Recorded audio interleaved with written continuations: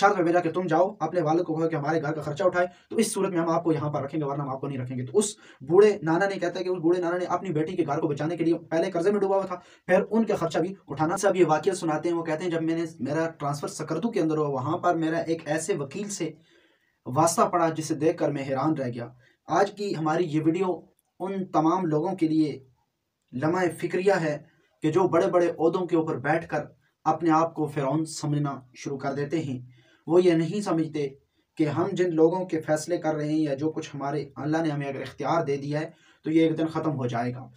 सकरदू के वजाई साहब कहते हैं कि जब मेरा सकरदू की अदालतों के अंदर ट्रांसफ़र हुआ तो वहाँ पर एक ऐसे वकील को मैंने पाया कि उस वकील के तमाम जज उसे बड़े पसंद करते और उसके केस को, और वो जो भी केस लड़ता वो केस जीत जाता। मुझे बड़ी हैरत हुई और मुझे इस बात का भी पता चला कि ये जो वकील साहब हैं ये सीनियर जज लगे सुप्रीम कोर्ट के, तो ये उसके लिए भी क्वालिफाई कर सकते हैं। वो कहते हैं कि मुझे इस बात की बड़ी हैरत हुई कि एक ऐसा शख्स जो सीनियर जज बन सकता है लेकिन उसके बावजूद वो एक ऐसा वकील बना हुआ है। और वकील के साथ साथ वो कहते हैं मुझे उससे भी ज़्यादा हैरत उस वक्त हुई कि जब वो वकील किसी पैसे वाले का केस नहीं लड़ता, बल्कि जब भी वो केस किसी का लड़ता है तो मजलूम लोगों का, गरीब लोगों का केस लड़ता है। और उससे अलावा भी मुझे उससे भी ज़्यादा हैरत इस बात पे हुई कि वो सबसे ज़्यादा जो केस लड़ता है तलाक के मसाइल, जो मार नहीं अदा करते लोग उनके मसाइल, इस औरतों के वो बहुत ज़्यादा केस लड़ता है। तो वो जज साहब कहते हैं मुझे बड़ा तजस्सुस हुआ, मैं बड़ा हैरान कि यार ये शख्स जो सीनियर जज लग सकता है लेकिन उसके बावजूद ये वकील है और केस भी ये बड़े मामूली लड़ता है, सीनियर केस भी नहीं लड़ता। तो मैंने, जज साहब कहते हैं कि मुझे बड़ी हैरत हुई और मैंने कहा चलो इससे पूछते हैं। तो जज साहब कहते हैं मैं बड़ी दफ़ा उससे पूछता रहा कि यार तुम मुझे बताओ तो सही कि तुम इतने पढ़े लिखे हो, तुम जज क्यों नहीं बन जाते। तो वो कहते हैं कि हर दफ़ा वो बात को टाल मटोल देता, इधर उधर कर देता। फरमाते हैं कि एक दफ़ा मुझे मैंने कहा आज इससे ज़रूर पूछना है। मैंने उनको चाय के होटल के ऊपर बिठाया और चाय पीने लगे और चाय पीते पीते मैंने उनकी तरफ सवाल दागा कि वकील साहब आप मुझे बताएं कि जब से मैं सकरदू की इस अदालत के अंदर आया हूँ जितने भी जज हैं वो आपको बड़ा पसंद करते हैं, आप जो भी केस लड़ते हैं वो जीत जाते हैं, और मैंने भी कई दफ़ा बगैर किसी सबूतों के आपके केस के ऊपर फैसला सुना दिया आपके कहने के ऊपर, और वो फैसला मैंने ठीक किया, तो इसकी वजह क्या है। तो जज साहब कहते हैं जी पहले तो वो वकील इधर उधर करने लगा, फिर आखिरकार जब मैंने उसको न छोड़ा तो उसने मुझे अपना वाकया सुनाया, और ये वाकया इतना दर्दनाक वाकया सुनाया। तो वो कहते हैं कि जी वो वकील मुझे कहते हैं जी आप अगर पूछते ही नहीं छोड़ते तो मैं आपको ये बात बता ही देता हूँ। वो कहता है कि मैंने शुरू ही से तालीम जज बनने के लिए हासिल की थी। मेरे वालिद ने मुझे जज बनाने के लिए तालीम हासिल करवाई और सीनियर जज के जब ओहदे तक मैं पहुँच गया तालीम मैंने हासिल कर ली। लेकिन उसके बाद वो कहते हैं कि मेरी वालदा और मेरे नाना की 2 बेटियाँ थी और मेरे नाना एक भट्ठे के ऊपर, ईंटों के भट्ठे के ऊपर काम करते थे। वो कहते हैं कि मेरे नाना ने वहाँ पर ईंटों के ऊपर भट्ठे के ऊपर काम कर करके मेरी वालदा और मेरी खाला को पढ़ाया, और फिर जब वो जवान होगी तो उनकी शादियां करवाई। कहते हैं कि हम अपने जो दादियाल था उसकी तरफ से फैमिली में बड़े स्ट्रांग थे, हमारे पास पैसा दौलत थी, लेकिन जो हमारे ननियाल वाले थे, जो हमारे नाना थे, वो थोड़े गरीब थे।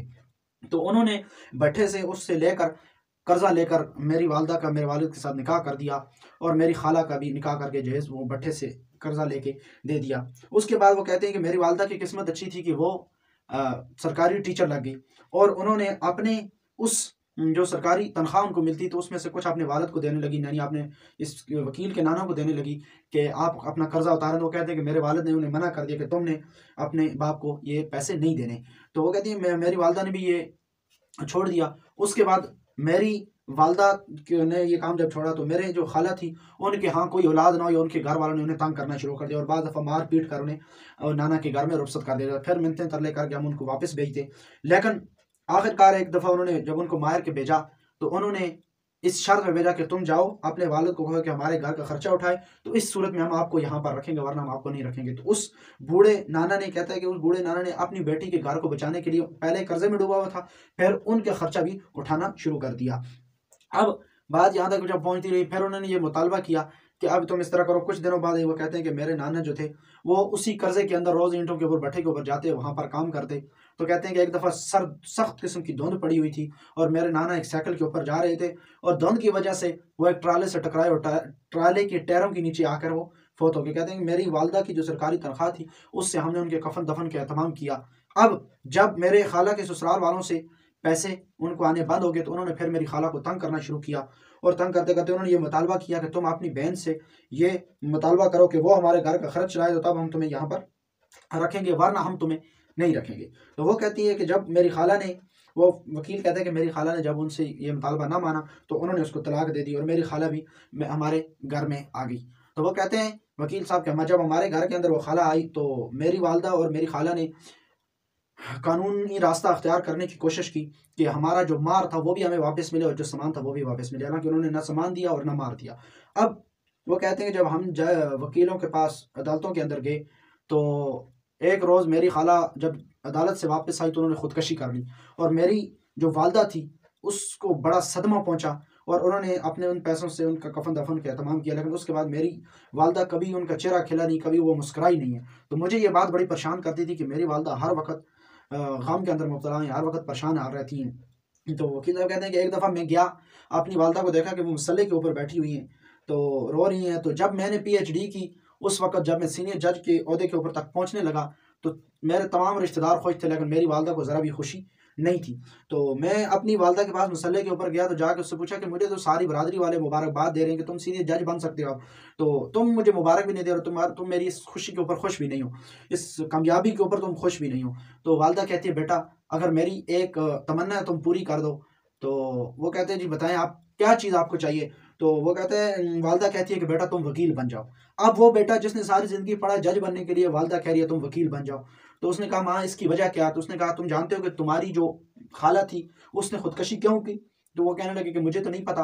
तो कहा जी वो इसलिए उन्होंने खुदकशी की, कल जब वो अदालत में गई तो उनको वकील को अदा करने के लिए पैसे नहीं थे, तो वकील ने उनके बदले उनसे उनका जिस्म मांगा कि तुम मेरे साथ रात में सो तो मैं तुम्हारा केस लड़ूंगा। तो इस वजह से उन्होंने आके खुदकशी कर ली। और मैं चाहती हूँ बेटा तुम ऐसे वकील बनो जो मजलूमों को उनका हक दिलाओ, और ऐसे वकील बनो कि जो अपनी फीस के बदले किसी औरत का जिस्म ना मांगे। ऐसे वकील बनो जो हर वक्त मजलूमों को, बेसहारा लोगों का आसरा बनो और उन्हें हक छीन के लेकर दो।